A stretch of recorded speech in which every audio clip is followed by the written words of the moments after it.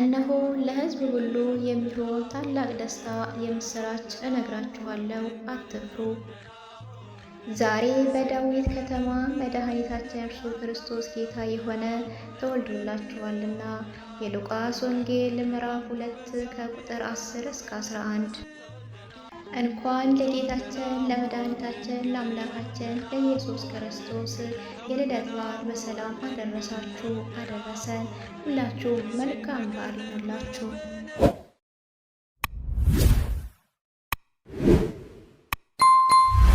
እንጂ ልቅዳል። ኧረ ቀሳቢ በዚህ ልትጠቅሚ ነው? ይልቅ ባለው ጫውታ አምጡና እንጫወት። እንዴ ጎሽ፣ ታዲያ ጨዋታው እኮ ያለው አንተ ጋር ነው። ደርዬ በላ ጨዋታ አምጣ እንጫወት። እኔ ምን ደረጀ ለበዓል ግን የሆነ ነገር እንደው ገጥሞ አያውቅም። የሆነ ድንገት ዳፍጣዬ፣ እስኪ እንደው እባክሽ ደረጀ ብለሽ አትጥሪ። የሆነ ማንጠልጠያ ነገር አብችለት። እኔማ ልቤ ስጥቅ እኮ ነው የሚለው። እንደነው አባዬ ልበሉን። ምን ወሎሻ እንዲ አባዬ የምትይው እኛ ነዛ ጋር ስጠሩ ደስ አይለንም። አያይ በቃ በቃ ተውት፣ እንደፈለግሽ ጥሩ። ቆይ ለምን የቤተሰብ ጫውታ አታደርጉት? እንጫወት በቃ። በዓል አይደለም ምንድነው የምንጫወተው አባዬ? እንደባለፈው ይሰራ። አይ ዋ ልክ ቤት ላይ ዳጣ ዛሬ ለየት ያለ ስጦታ እየሰጠች ተመልክተናል። እንግዲህ ስጦታውንም የሰጠችው ለአቤጌልና ለናታን ነበረ ማለት ነው። አንዱ የፈኑ አንዱ ቁም ነገር ነው። በጣም የሚገርመው ነገር እንግዲህ ለአቤጌል የሰጠችው ስጦታ በጣም ለየት ያለ ስጦታ ነው ማለት ነው። ምንድን ነው የሚለውን እስኩን ምነግራችሁ ይሆናል። እንደዚሁ እንግዲህ አቶ ደረጀ የገዛውን በግ ወይዘሮ ውሃና እንግዲህ መጠን ለቀውታል ማለት ነው። ውሃ እንግዲህ ሰክራ በጉማ እንደለቀቀው ሁሉ እየተናገረች ነበረ። ውሃም የሰከረችው ደግሞ አቤጌል ለመጠጣት ያስቀመጠችው መጠጥ ነበረ። አንስታ እንግዲህ ጭልም አርግታ እየጠጣችው እሱን ጠጥታ እንግዲህ ብቻዋን መለፍለፍ ጀምራለች ማለት ነው። እንደዚሁም ደግሞ አቤጌልም ዳጣ እንድትሰክር እንግዲህ ግብዣ እየሰጠቻት ነበረ። ለእሷ አስባላት ወይም ደግሞ ልትጋብዛት ፈልጋ ሳይሆን እንድትሰክርና እንግዲህ ሆድ ያባውን ብቅል ያወጣዋል የሚባለው እንደዛ አባባሉን እንግዲህ ለመፈጸም አስባ ነበረ። በብርጭቆ ሞልታ በግድ ካልጠጣሽ እያለቻት ነበረ። ቤተሰቡም እንግዲህ ከመቼ ወዲህ ነው አንቺ ጋባዥ ሆንሽው? ደግሞ ልጅ ናት፣ መጠጥ አልኮል ነገር እንደዚህ ሞልተሽ መሰጫት ለምንድን ነውም እያሉ ነበረ። እሷ ግን ምን ችግር አለው አንድ ዛሬን ትጠጣና ደስ ብሎ አትዋል ነበር የተባለውና እንግዲህ እንደውም ለሰላምም ካልሰጠውሽ እያለቻት ነበረ። ወይዘሮ ማርታ ግን በመቆጣት አንቺ ጤነኛ ነሽ እንዴ? ነብሰ ጡር ሴት ልትገሊ ነው እንዴ? መጠጥ ካልሰጠውሽ ምትይው? አረረፊ ባክሽን እያለቻት ነበርና እሷ ግን ይሄን ነገር ለማድረግ ያስበችው የሚጋበዝ እዛ ጋር መጠጣት ያለበት ሰው ብዙ ሰው አለ። ለምንድን ነው ሰላምና ዳጣ ብቻ እንዲጠጡ የፈለገችው? እንግዲህ እነሱ ሰክረው ያው ሰላምም ከሰከረ ከማን እንዳረገዘ የልጇን አባት ትናገራለች ማለት ነው። ዳጣም እንግዲህ ከሰከረች በሆዷ ያለውን የምትደብቀው ሚስጥር የማን ልጅ እንደሆነ ለምን እዚህ ቤት እንደመጣች ትናገራለች በማለት ነበረ። ነገር ግን ዳጣ ትንሽ ጠጥታ ትታው ብትሄድም ወደ ውጭ ብትወጣ ነገር ግን በድጋሚ እየሞላችላት ነበረ። ይሄንን የተመለከተች ሰላም ግን እንዴ አቤጌል ለምንድን ነው ይሄ ነገር የዳጣ አይደል እንዴ? ለምን ትሞይላታለሽ ነበር ያለችውና ምን አገባሽ ትጠጣ፣ ምንም ተንፈሽ እንዳትይ ትጠጣ፣ ምን አገባሽ አንቺ ነበር ያለቻትና እሷም እንግዲህ አይ በሰላም አልመሰለኝም፣ ልጅቷን ለማስከርና ለማሳሳት አስበሽ ይመስለኛል እንጂ ከመቼ ወዲህ አንቺ ለሷ ሀሳብ ይሆንሽ ነው እያለቻት ነበረ። እኔ እንዳንቺ ስራ ፈታ የለውም ስራ ፈት ዝም በይና ተቀመጪ እያለች እንግዲህ ሰላምን እያገላመጠቻት ነበረ። ወይዘሮ ማርታም እንግዲህ በጣም አምሮባቸዋል ዛሬ ቤተሰብ ሁሉ በቃ አመት ባል መስለዋል ማለት ነው። እንግዲህ ቤተሰባዊነታቸው የእናት አባት ፍቅር በቃ አንድ ላይ ሰብሰብ ሲሉ ያላቸው ፍቅር እየተለየ ነው። ከውስጣቸው እንግዲህ ትንሽ አመሏ ፈንገጥ የምትለው ያው አቤጌል ናት። ግድ የለም እሷም ያው ትስተካከላለች ብለን እናስባለን በጊዜ ሂደትና እንግዲህ ሁሉም ነጭ በነጭ ሆኗል። አቤጌል ብቻ ነው በቀይ ያለችው እና እንግዲህ ወይዘሮ ማርታ ምን ነው ዛሬ ልብሱ ግን ከአንቺ ጋር ያምራል፣ ቆንጆን ያምርብሻል፣ ግን ዛሬ የምትባል ነው እንደኛ ብትመሳሰይ ነጭ በነጭ ብትሆኝም እያለቻት ነበረ። አይ ማየ ይሄ ተጠልቦ የመጣ ልብስ ነው በትእዛዝ እኮን ይመጣልኝ እያለች ነበርና አዎ ውበቱ እንግዲህ ከላይ ነው፣ ልብሱም ደግሞ ከአንቺ ጋር ሄዷልም እያለቻት ነበርና እንግዲህ የቤት ጨዋታን በምልክትም እየተጫወቱ ነበረ። አቶ ደረጀ ግን በቃ ዛሬ ጨዋታውን ያሸለመ እኔ በራሴ እሸልመዋለሁኝ በማለት እንግዲህ ሁላቸውም እንዲጫወቱ በግሩፕ ተከፋፍለውም እየተጫወቱ በቃ አመት ባል አስመስለው ነበረ ቤታቸው ማለት ነውና እንግዲህ የጨዋታው አሸናፊም አቤጌል ሆናለች እና አቤጌል ግን የጨዋታው አሸናፊ ስለሆነች ውሃን ያው እየላከቻት ብር ሰጥሻለሁ እያለች እያታላቻትም ትገኝ ነበርና ቀድሞም ግን ወይዘሮ ማርታ ምንም አይነት ስህተት አልፈልግም፣ ዛሬ አመት ባል ነው አቤጌል አደራሽን እንዳትረብሽን በዛሬ በአመት ባል ምድርም እያለቻት ነበርና እሱም እሺ እማዬ አልረብሻችሁም እያለች ነበረ። እንግዲህ ወደ ናታን ስር ሽጉጥ ብላለች። እሷን ችግሯ ያው ናታን ነው። ናታንን ካልነኩባት ችግር የለባትም እና ቅናቷ በቃ እዛ ቤት በናታን የተነሳ ያው ነው ዳጣን ጠምዳ የያዘቻት። ያው እንግዲህ ሁላችንም እንደምናውቀው ማለት ነው። በጣም የገረመኝ የዳጣ ስጦታ ነው ማለት ነው። እና ዳቢቄልም እንግዲህ እኔም ስጦታ አለኝ መስጠት ለምፈልገው ሰው እሰጣለሁ ነበር ያለችው። እና ዳጣ ግን ቆይ እስቲ ከምርቃቱ በፊት እኔ ልስጥ ስጦታውን ከዛ ያንቺ ይቀጥላል ብላ ነበር። እና እሱም እንግዲህ አስቀድማ አንዱ ለቁም ነገር ነው፣ አንዱ ግን ፈነው ነበር ያለችው እና ናታን እንግዲህ ፎቶግራፉን ፎቶ አስነስታ ሰጥተዋለች ማለት ነው። በጣም የሚገርመው ደግሞ ለአቢጌል የሰጠቻት እንግዲህ ቀለበት ብለን አስበን ነበር። በየቀለበት ማስቀመጫ እቃ ውስጥ እንግዲህ በረሮ አርግታ ነበር የሰጠቻት። እውነትም በረሮ ብለናል ማለት ነው። በረሮ በሁሉም ቦታ የምትገኝ በሁሉም ቦታ ጥልቅ የምትል ዳጣ ምን አስባ ነው በረሮ የሰጠቻት? እንግዲህ ደህና ነገር ነው ብላ ከፈት ነበር ያደረገችው። ስትከፍተውም እንግዲህ እሪ ብላ ነው የጨወችው። እና ምንድን ነው የሰጠሻት? እሷ በረሮ እንደምትፈራ እያወቅሽ እንዴት ሰጫታለሽ ነበር ያሉት ቤተሰቦቹ።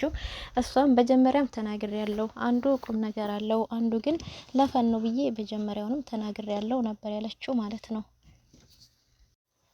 ቤተሰቡ እንግዲህ እሷ በረሮ እንደምትፈራ እያወቅሽ እንዴት በረሮ ትሰጫታለሽ በማለት እንግዲህ ትንሽ ግብ ፈጥረው ነበር። ቢሆንም ግን ፈን አርግታቸዋለች ማለት ነውና በጉ የት ሄደ? አቶ ደረጀ እንግዲህ በጉን የሚያርድ ሰው እየመጣ ነው ብሎ እንግዲህ እየጠበቀ ነበረ ለብዙ ሰዓታት እና በጉን ግን መጠንና ውሃ በመመካከር ለቀውታል። በጉ እኮ ያዛዝናል፣ ለመታረድ እኮ ነው እዚህ ጋር ታስሮ ያለው እንልቀቀው ነው እንግዲህ ብለው ተመካክረው በጉንም ለቀውት እንግዲህ ተመልሰ ስትመጣ ደግሞ ሚስት ዘህና በማለት እንግዲህ በጉን ፈተው ለቀውታል ማለት ነው።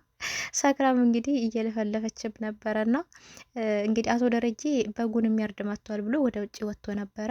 ወጥቶም ግን በጣም ደክሞት በቃ ተናዶ ተበሳጭቶ ምናምን የገባውና እንዴ ምን ሆነህ ነው ብትለውም እንግዲህ ማርታም እንዴ በጉ የለም እኮ በታሰረበት ቦታ ነበር ያለውና እሷም እንዴ አቶ ደረጀ ዝም ብለህ ትመለሳለህ እንዴ ዳሬ ነበር ያለችውና እንዴ ዝም ብለህ ትመልሳለህ በጉ ጠፍቶ እና ምን ላደርግ እኔ ስፈልጌ ደክሜ ነው የተመለስኩት። በሉ ተራችሁን እንግዲህ እናንተ ውጡና ፈልጎ ነበር የተባለው። እንግዲህ ሁሉም ቤተሰብ በጉም ፍለጋ ወጥተዋል ማለት ነው። በስተመጨረሻም እንግዲህ በጉም ሊገኝ ይችላል። ነገር ግን እነማዬ የት ሄደው ነው እያለች ነበረ ውሃ ሰክራና ሰላም አጠገቧ ነበረች። ምን ሆነሽ ነው ብትላት እንግዲህ ምንም አልሆንኩም እያለ እንግዲህ ሰክራ ነበር እየተለፋደደች ነበረ ውሃ ማለት ነው። እና እንግዲህ እነማዬ የት ሄደው ነው ብትልም በጉን ሊፈልጉ ሄደው ነው ነበር ያለች ሰላም። በጉን እኮ እኔና መጠን ለቃቅ ነው ነበር ያለችውና እንዴ እናንተ ናችሁ እንዲህ በጉን የለቀቃችሁ ብትላትም እንግዲህ አዎ እኛንም በጉን ይለቀቅ ነው። ለምን ለቀቃችሁት? በብር እኮ ነው የተገዛው። አይ ይሄድና እንዳይታረድ ያምልጥና በቃ ሌላ ሚስት ይዞ እንዲመጣ ብለን ሚስት ይዘህና ስትመጣ ብለን ለቀቅ ነው ነበር ያለችው። እና እንግዲህ ሰክረሽ እንኳን አትሻሻይም አንቺ በማለት ሰላም በመናደድ ቀጥታ ናታን ጋር ነበር የደወለችው። እና በጉን እኮ የለቀቁት መጠንና ውሃ ናቸው በማለት ነበር ያለችው። እና አይ በቃ በጉ ተገኝቷል ቢለቀቅም ይዘነው እየመጣን ነው ነበር የተባለውና እንግዲህ በእነሱ ፈተው እንደለቀቁት ያው ቤተሰቡ ሁሉ ሰምቷል። ግን ልጆች ናቸው ምንም ማድረግ አይቻልም። ትንሽ መጠን ትሻላለች እንጂ ውሃም ውሃ ናት ማለት ነው፣ ልክ እንደ ስሟ ማለት ነው። እና አቶ ደረጀም እየተቆጣ ነበር። እንዴት ፈታችሁ ትለቃላችሁ እያለ ነበር። እንግዲህ ማርታ ግን አይ በቃ ምን አርጊ ትላታለህ? እሷ እኮ በቃ እቺ ነው የሚቆጧት ነ እቺ እኮ እንደገና እንኳን ብትወለድ ሰው አትሆንም እያለች እንግዲህ ባለቤቷን እያረጋጋችው ነበር ማለት ነው። እና የዛሬ ጨዋታቸው በአልባልን የተጫወተ ነው። ግን ያው በአልባልን ቢሆን በመሀልም አንዳንድ ነገር ጠቅ የሚደረጉ ተንኮለኞች ስላሉና ግን መጨረሻ ላይም ጠጥተው ተጫውተው በቃ በልተው ጠጥተው ሁሉ ነገር ያው እየተጫወቱ እየዘፈኑ ነበረ ቤት ውስጥ እየዞሩና ግን በመሀል ላይ አቤጌል ቆይ የሆነ እምነግራችሁ ነገር አለኝ ነበር ያለችውና አባዬ ደግሞ ተጨንቀሃል ነበር ያለችው። እሷም እንዴ ምን ማለት ነው? አይ አባዬ ዝም ብለህ ሳይ ተጨንቃል ያስጨነቀህ ደግሞ ብላ እንግዲህ ምንድን ያስጨነቀው አባዬ ምን ልትናገር ይሆን አቤጌል እንደዚህ ልባችን ያንጠለጠለችው አቶ ደረጀ ምን ይሆን እንደዚህ ያስጨንቀዋል ብላችሁ የምታስቡት? እና የዛሬ የዳጣ ድራማ እንግዲህ ደስ የሚል ቤተሰባዊነት አመት ባል ያለ ነውና ሁላችሁም በድጋሚ እንኳን አደረሳችሁ ብያለሁ። መልካም አመት ባል ይሆንላችሁ።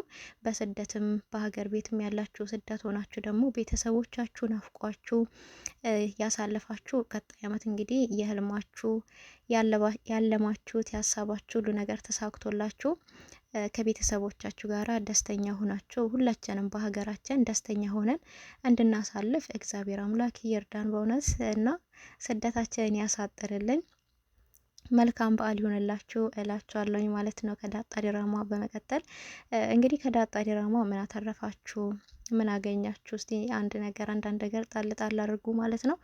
እኔ እንግዲህ ከዳጣ ድራማ ብዙ የተማርኩት ያው እህትነት ጥግ ማለት ነው። ከዳጣ በጣም የእህትነት ጥግ መልካም እህት ናት ማለት ነው። እና በዛ ተቃራኒ ግን አቤቄልን ደግሞ እንደምናያት ያው በረሮ ናት ማለት ነው።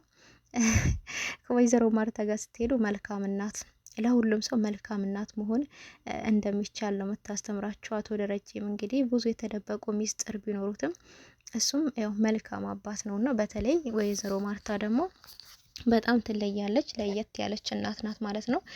ዳጣን እንኳን ከልጆቿ ለይታ አታይም። እዚህ ጋር እንግዲህ እንደምንመለከተው ለሰላምም ለየት ያለ ቦታ ነው ያላቸው። ሰላም እንግዲህ የቤቱ ሰራተኛ ብትሆኑ ነገር ግን እዛ ቤት እንደ ሰራተኛ ሳይሆን እንደ ሙዲር ነው በቃ የምትታየው ማለት ትችላላችሁና በጣም የሰው ክብር ይጠብቃሉ፣ የሰው መብት የሚያከብራሉ። አቤጌል ግን ያው በዛ ተቃራኒ ተቀናቃኝ ነው የሆነችባቸው ማለት ነው። ናታንም መልካም ልጅ ነው። እንግዲህ ዳጣ በተደጋጋሚ ደረጀ እያለችም ነበር የምትጠራውና ነገር ግን ማርታ እባክሽ አንቺ ልጅ እንደሆን ጠልጥለሽ ደረጀ ስትይ ውስጤ ድንግጥ ይላል። አረ እባክሽ የሆነ ነገር ጣል አድርጊበት ነበር ያለቻትና እሺ በቃ አባዬ ልበለው እንደ ናታን ብትልም እንግዲህ በረሮዋ አይ ብላለች ማለት ነው።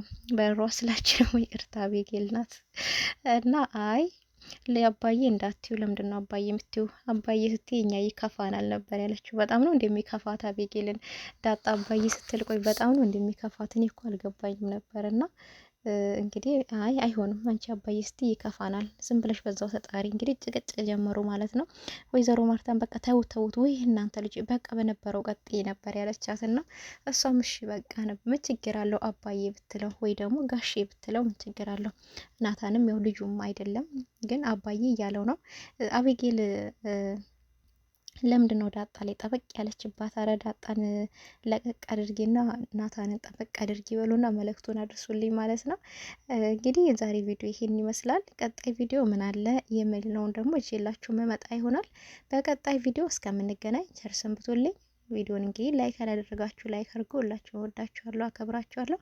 ፈጣሪ በያላችሁበት ዓለም ዳርቻ ይጠብቃችሁ።